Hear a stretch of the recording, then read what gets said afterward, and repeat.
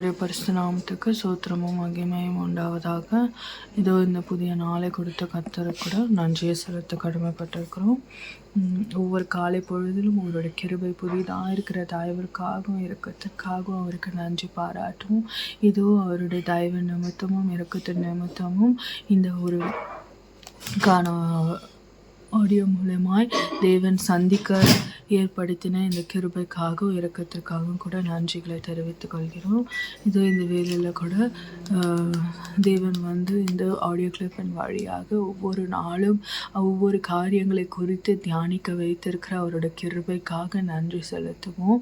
இதோ தொடர்ந்து கூட நம்ம சீஷர்களை குறித்து தியானித்து வரும்படியாய் கர்த்தர் தந்த ஈவுக்காக நன்றி.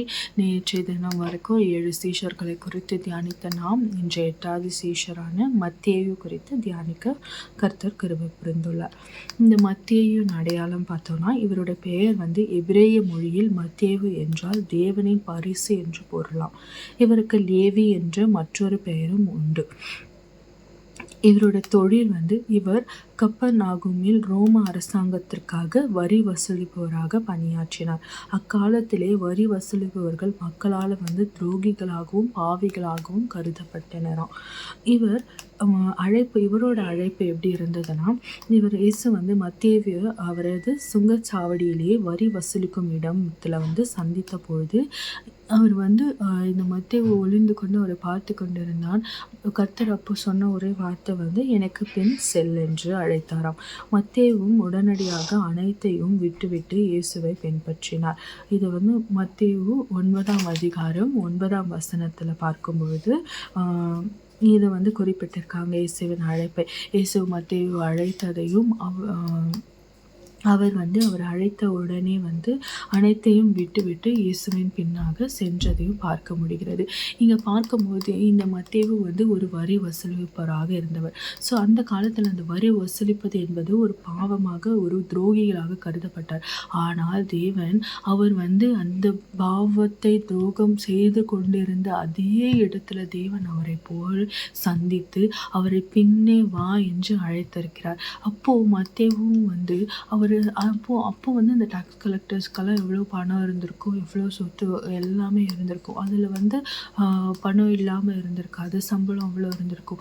ஆனாலும் தேவன் அழைத்தது நிமித்தம் அவர் அது எல்லாத்தையும் விட்டு இயேசுவை பின்பற்றியதுனால தான் பாவியும் விரோதிகளாக கருதப்பட்ட அவர் பிற்காலத்தில் சீஷராக்கப்பட்டதை பார்க்க முடிகிறது. நம்மளும் தேவன் நம்மளோட பாவத்தை நினைப்பவர் அல்ல. அவர் பாவிகளை நேசிக்கிறவர், பாவத்தை வெறுக்கிறாரே தவிர பாவிகளை அல்ல. அதை நம்ம நல்லா புரிஞ்சுக்கணும். தேவன் பாவத்தை தான் வெறுக்கிறார், பாவிகளை அல்ல. அவர் பாவிகளை மீட்க தான் பார்ப்பார். ஸோ நம்மளை தேவன் அதை அழைக்கும் போது அந்த பாவத்தை விட்டுட்டு நம்ம அவர் கூப்பிடும் போதே போயிட்டோம்னா நம்ம ஆசீர்வதிக்கப்படுவோம். மத்தேயு நற்செய்தி நூலின் சிறப்புகள். இவர் எழுதினது மத்தேயு நற்செய்தி நூல், நமக்கு தெரியும். அந்த நற்செய்தி நூலோட சிறப்புகளை பார்க்கும்போது யூதர்களுக்கான ஒரு நூலாக அது கருதப்படுகிறது. இயேசுவை பழைய ஏற்பாட்டில் தீர்க்கதரிசிகளாக முன்னறிவிக்கப்பட்ட மெசியா அல்லது யூதாக்களின் ராஜா என்பதை மெய்ப்பிடிக்கவே இந்த நூல் எழுதப்பட்டது. அதாவது நம்ம இயேசுப்பாவை பற்றி பழைய ஏற்பாட்டிலே தீர்க்க தரிசனம் இருப்பதை நம்ம அறிவோம். ஏசாயா தீர்க்க தரிசனத்தில் பார்க்கும்போதே அவர் எழுதின வசனங்களே இவரை குறித்து கன்னி இடத்தில் கர்ப்பவதித்து மெசியா பிறப்பார் என்பதை முன்கூட்டியே பழைய ஏற்பாட்டிலே ஏசாயா தீர்க்க தரிசனத்தில் அது குறிப்பிடப்பட்டிருக்கிறது. ஸோ அந்த தீர்க்க தரிசனத்தில் முன்னறிவிக்கப்பட்ட மெசியா அல்லது யூதர்களின் ராஜா என்பதை மெய்ப்பிடிக்கவே இந்த நூலில் இயேசுப்பாவோட பிறப்பை பற்றி மெய்ப்பிடிக்கவே இது எழுதப்பட்டது. அந்த தீர்க்க தரிசனத்தை நிறைவேற்றப்பட்டதை குறிப்பிடத்தக்கவே இந்த நூல் எழுதப்பட்டதுன்னு சொல்லியிருக்காங்க. மலை பிரசங்கம். இயேசுவின் போதனைகளிலே மிக முக்கியமாக கருதப்படும் மலை பிரசங்கம் இதுதான் இந்த நூலில் விரிவாக கூறப்பட்டது. மத்தேயு 5, 6, 7ஆம் அதிகாரத்தில் பார்க்கும்போது இயேசு பண்ணின மலை பிரசங்கத்தை பற்றி விரிவாக கூறப்பட்டுள்ளது. அவர் பண்ணதிலே இந்த மலை பிரசங்கம் தான் மிக ஒரு முக்கியமானதாக கருதப்படுது. ஸோ அதை குறித்து இந்த நூலில் குறிப்பிடப்பட்டுள்ளது. சபை 4 நற்செய்தி நூல்களில் சபை என்ற வார்த்தையை நேரடியாக பயன்படுத்திய ஒரே எழுத்தாளர் மத்தேயு ஆவாராம். 4 நற்செய்தி நூல்களை சபைன்னு பயன்படுத்தி நேரடியாக பயன்படுத்திய ஒரே எழுத்தாளர் மத்தேயு ஆவார். ஸோ இதுதான் இந்த மத்தேயு நூலின் சிறப்பம்சமாகும். இவர் பிந்தைய கால பணிகளும் மறைசாட்சிகளும். நற்செய்தி பணி பார்த்தோன்னா, இயேசுவின் விண்ணேற்றத்திற்கு பிறகு சுமார் 15 ஆண்டுகள் எருசலேமில் நற்செய்தி பணியாற்றினாராம். அதன் பிறகு எத்தியோப்பியா, மாசிதோனியா, பெர்சியா போன்ற நாடுகளுக்கு சென்று சுவிசேஷத்தை பறைசாற்றினாராம். இவரோட மறைசாட்சி இவரதும் இரத்த சாட்சியான மரணம் தான். பாரம்பரிய நம்பிக்கையின்படி மத்தேயு எத்தியோப்பியாவில் நற்செய்தி அறிவித்த பொழுது அங்கிருந்த மக்களால் ஈட்டிகளால் குத்தப்பட்டு இரத்த சாட்சியாக மரித்தார் அப்படின்னு குறிப்பிடப்பட்டுள்ளது. ஸோ இந்த மத்தேயுவின் வாழ்விலேருந்து நம்ம கற்றுக்கொள்ளும் பாடங்கள் என்னன்னு பார்க்கும்போது, கர்த்தர் ஒருவருடைய கடந்த காலத்தை பார்ப்பதில்லை.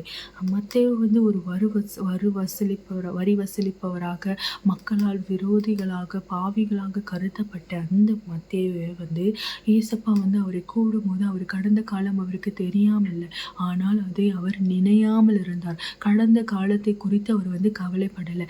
இன்றைக்கு என் மகன் எனக்கு வேணும், அவர் என் சீஷனா ஆவான், அவன் எனக்கு உண்மையாக இருப்பான் அப்படின்றத மாத்திரம்தான் அவர் பார்ப்பார். அந்த பாவத்திலிருந்து என் பிள்ளையை நான் மீட்கணும் என்பதில் மாத்திரம் அவர் குறியாக இருப்பாரே தவிர உங்களோட பாவங்களை நினைப்பவர் அவர் இல்லை.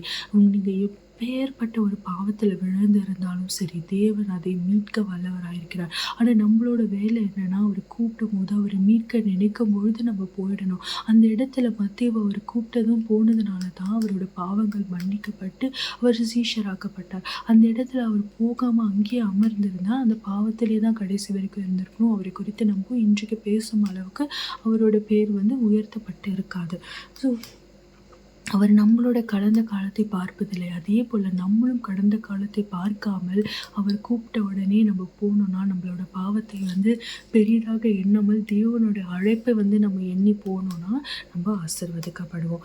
உடனடியாக கீழ்ப்படிதல். அதாவது இயேசு சொன்னார், எனக்கு பின் செல்லு என்று சொன்ன மாத்திரத்திலே மத்தேயு இடத்துல எந்த கேள்வியும் கேட்காம அவரோட லாபகரமான தொழிலையும் விட்டு எழுந்து சென்றாராம். மத்தேயு 9:9 அப்படிதான் குறிப்பிடப்பட்டிருக்கு. இயேசு என் பின்னே செல் என்று சொன்னதுமே மத்தேயு அந்த இடத்துல நாயா போகணும், நாயா இது பண்ணணும், எந்த கேள்வியும் கேட்கல. நான் பாவியாச்சேன்றதை கூட அவர் சொல்லலை. அப்படிப்பட்ட அவர் சொன்ன வார்த்தைக்கு உடனடியாக இதை நம்ம குறிப்பிட்டிருக்கோம். நம்ம பாவம் மன்னிக்கப்பட்டோம், நம்ம நாளைக்கு போகலாம், நாளன்னைக்கு போகலான்னு நினச்சா வாய்ப்புகள் தவறவிடப்படும். நம்ம அப்படி பார்க்காம அவர் சொன்ன மாத்திரத்திலே அவருக்கு கீழ்ப்படிந்து அவருக்கு பின் சென்று அவர் சொல்வதை செய்தோமானால் நம்ம ஆசீர்வதிக்கப்படுவோம். உங்கள் வசதிகளை சுவிசேஷத்திற்காக பயன்படுத்துவது. மத்தேயு கணக்கு வழக்குகள் மற்றும் செய்திகளை விரிவாக பதிவு செய்யும் திறன் இருந்ததா. அவர் அந்த திறமையை இயேசுவின் போதனைகளை துல்லியமாக எழுத பயன்படுத்தினார்.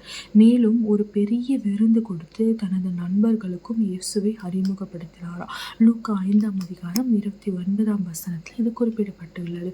இங்கு நம்ம பார்க்கும் என்னன்னா, இந்த மத்தேயுவுக்கு இருந்த திறன் நமக்கு தெரியும். அவருக்கு அந்த கணக்கு இதெல்லாம் திறமை இருந்ததுனால தான் அவர் வரி வசூலிப்பவராக இருந்தார். மேலும் அவருக்கு இருந்த இன்னொரு திறன் பார்க்கும்போது செய்திகளை பதிவு செய்யும் திறன்.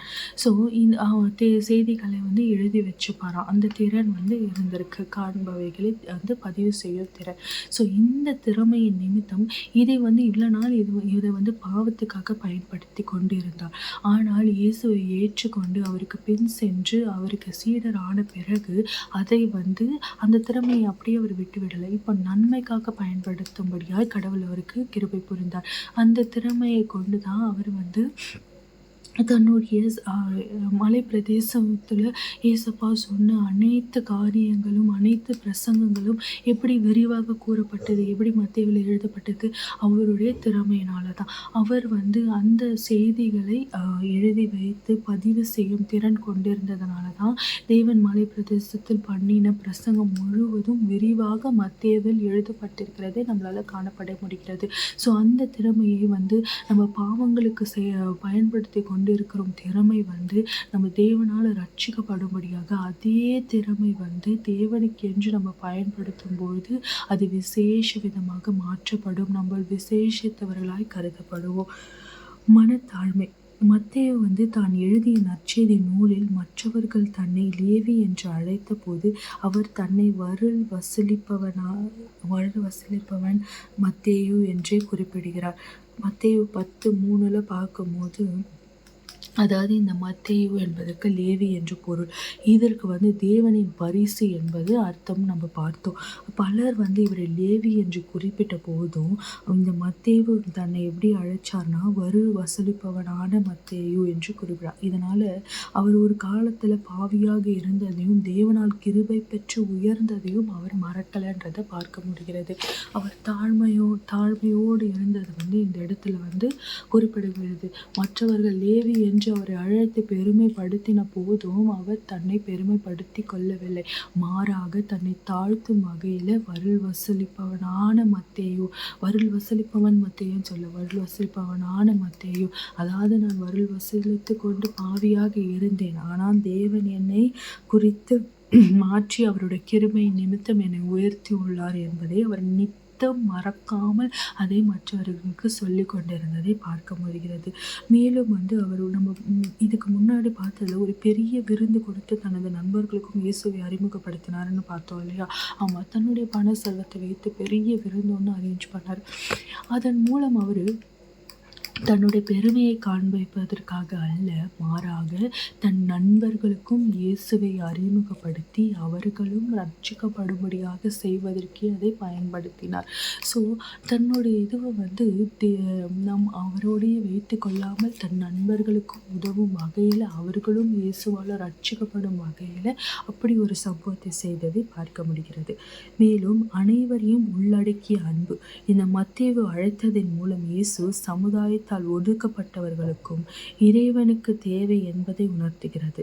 தன்னை போல பாவிகளை கருதப்பட்ட மற்ற வருள் வசிப்பவர்கள் இயேசுவை சந்திக்க வழிகாட்டினார். அதாவது இயேசு உள்ளடக்கிய அன்பு. இயேசப்பா நம்ம பார்க்கும்போது நம்ம பெண்களை குறித்து தியானிக்கும் போதும் சரி, சீஷர்களை குறித்து நம்ம தியானிக்கும் போதும் சரி, அவர் பெரிய பெரிய ராஜாக்களையோ இல்லை பெரிய பெரிய ஆட்களையோ தேர்ந்தெடுக்கல. மாறாக பாவிகளையும் இல்லை ஒதுக்கப்பட்டவர்களையும் அவர்களை மாத்திரமே தேர்ந்தெடுப்பதை நம்ம பார்க்க முடிந்தது. ஸோ இந்த இதிலையும் கூட மத்தேயுவும் கூட அவர் பாவியாகவும் விரோதியாகவும் கருதப்பட்ட மத்தேயுவா சீஷராக தேர்ந்தெடுக்கப்பட்டார். ஸோ நம்ம தேவனுடைய தேர்வு என்பது அப்படி தான் இருக்கும். அவர் பாவிகளை தேர்ந்தெடுக்கக்கூடிய தேவன். நான் மீண்டுமாய் உங்களுக்கு சொல்லுகிறேன், அவர் பாவத்தை தான் வெறுக்கிறாரே தவிர பாவிகளை அல்ல. நம்ம பல நேரம் நம்ம நினைத்து கொள்வது, ஐயோ நான் பாவம் பண்ணிட்டேன், ஏசப்பா என்னை வெறுத்துருவாரோ அப்படின்னு நம்ம பலர் நினைக்கலாம். ஆனால் அது கிடையாது. அவர் நீங்கள் செய்கிற பாவத்தை தான் வெறுக்கிறாரு. அந்த மத்தேயு செய்த அந்த வரி வசூலிப்பும் தொழிலை அவர் அவருக்கு வெறுத்திருக்கலாம். ஆனால் மத்தேயு வெறுக்கவில்லை. அதே போல தான் நம்ம வாழ்விலும் நம்ம செய்த பாவங்களை தேவன் வெறுப்பவராயிருக்கிறார். ஆனால் நம்மளை ஒரு காலமும் அவர் வெறுப்பதில்லை. பாவிகளான நம்மளை ஒரு காலமும் அவர் வெறுப்பதில்லை. பாவியை மீட்டு கொண்டு அவர் ரட்சிக்கணும் தான் நினைப்பாரே தவிர நம்மளை வெறுக்கும் தேவன் அவர் இல்லை. அவர் நம் மீது வைத்திருக்கிற அன்பு கள்ளக்கபடமற்றது, அளவற்றது. அவர் நம்மளை மிகவும் அன்பாய் நேசிக்கிற ஒரு தேவன். நம்ம அவருக்கு எதுவுமே செய்யலைன்னா கூட நம்மை குறித்து அவர் நித்தம் யோசிச்சு அவர் நம்மளை அன்பு கூறுகிற தேவன். ஸோ அவருக்கு நம்ம திரும்ப செய்ய வேண்டியதெல்லாம் ஒரே ஒரு காரியம்தான், நம்ம பாவத்தை விட்டு வெளியே வருவது. நம் தேவன் வெறுக்கும் பாவங்களே நம்ம நினைத்து பார்க்கக்கூடாதபடி அதிலிருந்து வெளிவருவதன் மூலமாக தான். அது ஒன்று தான் தேவனுக்கு மகிழ்ச்சியை உண்டு பண்ணும். இந்த மத்தேயு தேவன் கூப்பிட்ட அந்த நிமிடமே தன் பாவத்தை விட்டு அவன் திரும்ப தேவனிடத்தில் பின் வா என்று சொன்னதும் அவர் பின்பற்றிய நிமித்தமாக தான் அவன் ஒரு சீஷனாக உயர்த்தப்பட்டான். கடவுளுடைய சீஷராக உயர்த்தப்பட்டு அவருடைய மலை பிரசங்கத்தை தன்னுடைய திறமையின் நிமித்தம் அதை பதிவு செய்து ஒரு நூலாக நம்ம இன்றுமே அதை அவருடைய மலை பிரசங்கத்தை விவரித்து கூறப்பட்டதை அதை படித்து நம்ம புரிந்து கொள்ளும் அளவுக்கு மத்தேயு ஆசீர்வதிக்கப்பட்டு விசேஷத்தவனாக காணப்படுகிறார். ஸோ இன்றைய நாளில் கூட பார்க்கும்போது இந்த மத்தேயுவின் வாழ்க்கையானது தேவன் தகுதி உள்ளவர்களை அழைப்பது இல்லை, அவர் அழைக்கிறவர்கள் தகுதி உள்ளவர்கள் ஆக்கப்படுகிறார்கள் என்ற உண்மையை நமக்கு உறக்க சொல்லுகிறது. அவர் தகுதி உள்ளவர்களை கூப்பிட்டு அவர் இது பண்ணுறது கிடையாது. அவர்களை வேறு விதமாக ஆசீர்வதிப்பார் கடவுள். ஆனால் உங்களுக்கு தகுதி இல்லைன்னு நினைக்கிறீங்களா? கண்டிப்பாக நிச்சயமாக நீங்கள் தான் தேவனுக்கு தேவைப்படுவீங்க. ஏன்னா தகுதி இல்லாதவர்களை தான் தேவன் அழைத்து அவர்களை தகுதி உள்ளவர்கள் ஆக்குவார். அதுதான் தேவனுடைய வல்லமை. நம்ம ஒன்றுமே தெரியாமல், நம்ம ஒன்றுமே இல்லாமல், ஒரு திறமையும் இல்லாமல், எந்த இதுவும் இல்லாமல் இருக்கோமா, நம்ம தான் தேவனுக்கு தேவை. நம்மளை அழைச்சி தான் அவர் பெரிய காரியங்களை செய்ய வல்லவராக இருக்கிறார். அவர் தகுதி ஆக்குவார். தகுதி உள்ளவர்கள், தகுதி அற்றவர்களை அவர் தேர்ந்தெடுத்து அவருடைய காரியங்களை செய்ய வைத்து அவர்களை மிகுந்த தகுதி உள்ளவர்களாய் மாற்றக்கூடிய தேவன். அதுதான் அவரோட வல்லமை. அவர் மூளைக்கல்லை தான் தலைக்கல்லாய் மாற்றுபவர். அவர் ஒன்றும் உதவாதவர்களை தான் எடுத்து பயன்படுத்தி ராஜாக்களுக்கு ஈக்குவலாக உட்கார வைக்கக்கூடிய தேவன். அப்படிதான் நம்ம ஒவ்வொரு காரியத்தையும் நம்மளால பார்க்க முடிகிறது. நம்மளோட பெண்களை குறித்து ஆராய்ந்து பார்க்க முடியுது. பாவிகளை மீட்டெடுத்து ரட்சித்தார். அவரே தேடி போய் ரட்சித்தார். ஏதோ ஒரு மூலையில் இருந்த எஸ்தரை அரியணையில் அமர்த்த ராஜாவுக்கு மிகுந்த நேசிப்பான ஒரு மனைவியாக மாற்றினார். அப்படிப்பட்ட தேவன் தான் நம்ம தேவன். நம்ம நினைத்து பார்க்க முடியாத அளவுக்கு காரியங்களை நம்ம வாழ்வில் செய்ய அவர் பெரியவராக இருக்கிறார். ஆனால் அவர் நம்ம கிட்டேருந்து எதிர்பார்க்குற காரியம் என்னன்னு தெரியுமா? ஒன்று நம்ம பாவத்தை விட்டு விடுதல். அவர் வெறுக்கும் நம் பாவத்தை விட்டு விடுதல். அந்த பாவத்தை நீங்கள் திரும்பி பார்க்காம விட்டுட்டு அவர் கூப்பிட்ட மாத்திரமே ஓடிவாங்க. அவர் பின்னால் செல்லுங்க. தேவன் மீது எல்லாத்தையும் அவர் பார்த்து கொள்வார். மீதி அனைத்தையும் அவர் பார்த்து கொள்வார். அவர் வெறுக்கும் அந்த பாவத்தை மாத்திரம் நாம் விட்டால், மத்தேயு எப்படி சீஷனாக ஆசீர்வதிக்கப்பட்டானோ நமக்கான திட்டத்திலும் நம் தேவன் நம்மளை ஆசீர்வதித்து விளங்க பண்ணுவார். ஸோ இன்றைய நாளில் நம்ம முடிவெடுப்போம். நம்ம பாவத்தை, நம்ம தேவன் வெறுக்கிற, நம்ம அப்பா வெறுக்கிற பாவத்தை நம்ம நினைக்கக்கூடாது, எண்ணத்தின் அளவும் சிந்திக்கக்கூடாது என்பதில் நம்ம இன்னைக்கு ஒரு முடிவெடுப்போம். அதன் மூலம் தேவன் நம்மை பார்த்து கொள்வார். அவர் பின்னாடி செல்லணும்னு முடிவெடுப்போம். மீதி அனைத்தையும் தேவன் கூட்டி கொடுக்க வல்லவராயிருப்பார். ஜெபிக்கலாமா? நேற்றும் இன்றும் மாறாத நல்ல தகப்பனே, அப்பா இதுவும் இந்த நல்ல வேலைக்காய் கூட ஜெபிக்கிறோம் அப்பா. இதுவும் இந்த காலை பொழுதுல தேவனே அப்பா, நீர் எங்களுக்கு அப்பா பேசின தயவுக்காய் உமக்கு நன்றி அப்பா. நீர் பேசின இந்த வார்த்தைகளுக்காக நன்றி. நீர் எங்களுக்கு உணர்த்தின இந்த வார்த்தைகளுக்காக நன்றி. இதோ மத்தேயு அப்பா ஜனங்களால் அப்பா விரோதியாய் பாவியாய் கருதப்பட்ட போதும் அப்பா என் தேவன் நீர் அவரை தேர்ந்தெடுத்தீர். நீர் பின்னே வா என்றதும் அவர் வந்தார். அதே போல பாவிகளாக இருக்கிற எங்களையும் நீர் தேர்ந்தெடுப்பதற்காக நன்றி அப்பா. நீர் எங்களை பின் வா என்று சொன்ன உடனே நாங்கள் ஓடி வரும்படியான ஞானத்தை நீர் எங்களுக்கு கட்டளையிடுங்க அப்பா. நீர் பாவிகளை நேசிக்கக்கூடிய தேவன். நீர் பாவத்தை வெறுக்கிறீரே தவிர பாவிகளை அல்ல அப்பா. நீர் வெறுக்கும் அந்த பாவத்தை அப்பா நாங்கள் ஒருபோதும் அப்பா நாங்கள் விட்டு அப்பா அது எண்ணத்தின் அளவும் திரும்பி சிந்திக்காதபடி நீர் கிருபை பாராட்டுங்க. நீர் வெறுக்கும் பாவங்களை விட்டு உதற அப்பா உங்களுக்கு பின்னாக நாங்கள் வர நீர் கிருபை பாராட்டுங்க ராஜா. அப்பா பிசாசானவன் எங்களை மேற்கொண்டு அந்த பாவத்தை செய்ய வைக்காதபடி என் தேவன் நாங்கள் எச்சரிக்கையாக இருக்கவும் உம்முடைய பாதுகாப்பினால் சூழப்பட்டு இருக்கவும் நீர் கிருபை பாராட்டுங்க அப்பா. மத்தேயுவுக்கு நீர் கொண்ட திட்டங்கள் அப்பா நிறைவேற்றின தகப்பன். அப்பா, நாங்கள் எங்களுக்கும் அப்பா நீர் அந்த திட்டங்களை நிறைவேற்றும்படியாய் ஜெபிக்கிறோம் அப்பா. தகப்பனே, அதற்கு எங்களை தகுதிப்படுத்துங்க, எங்களை பயன்படுத்துங்க அப்பா. நீர் எங்களை பயன்படுத்துங்க ராஜா. அப்பா, உடைய சீஷர்களை நீர் பயன்படுத்தினார் போல எங்களையும் நீர் பயன்படுத்துங்க அப்பா. அவர்களைப் போல நாங்கள் விசுவாசிகள் அல்ல அப்பா. அப்பா, நாங்கள் பாவிகள் அப்பா. எங்கள் பாவங்களை தயவாய் மன்னித்து அப்பா உம்முடைய ஊழியத்திற்கென்று எங்களை நீர் பயன்படுத்த வேண்டுமாய் கூட ஜெபிக்கிறோம் அப்பா. இதை கேட்டுக்கொண்டு இருக்கிற ஒவ்வொருத்தரையும் கூட அப்பா நீர் ஆசீர்வதிங்க. அவங்க எந்த ஒரு பாவ சூழ்நிலையில இருந்தாலும் அப்பா, என் தேவன் நீர் அவர்களை மீட்டு கொள்ள வேண்டுமாய் ஜெபிக்கிறேன் அப்பா. நீர் அவர்களை மீட்டு கொள்ள வேண்டுமாய் கூட ஜெபிக்கிறேன் அப்பா. தகப்பனே, நீர் பாவிகளை நேசிக்கும் தேவன். அது அவர்கள் இருதயங்களை உணர்த்தப்படவும் பிசாசானவன் வஞ்சனைக்கு உட்படாத பிரகாரம் அப்பா, என் தேவன் நீர் அவர்களை மீட்டு அந்த பாவத்தை அப்பா திரும்பி போகாதபடி என் தேவன் உங்களோட ரத்த கோட்டையினால மூடி மறைத்து பாதுகாத்து கொள்ளுங்க அப்பா. அவர்களை நேசித்து அவர்களை உயர்த்தி அப்பா பின் சென்று அப்பா நீர் அவர்களுக்கு வைத்திருக்கிற திட்டம் அவங்க வாழ்க்கையில நிறைவேறும்படியாய் ஜெபிக்கிறோம். அதற்காக நீர் ஒருவரையும் நீர் உருவாக்கி குயவன் களிமண்ணில் உருவாக்குவது போல நீர் உருவாக்கி அவர்களை நீர் பயன்படுத்த வேண்டுமாய் ஜெபிக்கிறோம். இன்றைய நாளில் நாங்கள் எடுக்கிறோம் அப்பா முடிவு. நாங்கள் எங்கள் பாவத்தை விட்டு நாங்கள் வெளி வருவோம் அப்பா. இனி அதை எண்ணத்தின் அளவும் நாங்கள் சிந்திப்பதே இல்லை என்று உமக்கு வாக்கு கொடுக்கிறோம். நீர் வெறுக்கும் பாவங்களை நாங்களும் வெறுக்கிறோம் அப்பா. இனி அதை நாங்கள் நினைக்க மாட்டோம் என்று வாக்கு கொடுக்கிறோம் அப்பா. என் தேவன் நீர் எங்களை பொறுப்படுத்தி எங்களை நீர் பாதுகாத்து எங்களை வழிநடத்த வேண்டுமாய் கூட ஜெபிக்கிறோம். எங்களை வழிநடத்துங்க, ஆசீர்வதிக்க பலப்படுத்துங்க. இப்போ ரட்சகரமாக இயேசு கிறிஸ்துவின் ஜெபங்கள் ஜீவன நல்ல தகப்பனே, ஆமென்.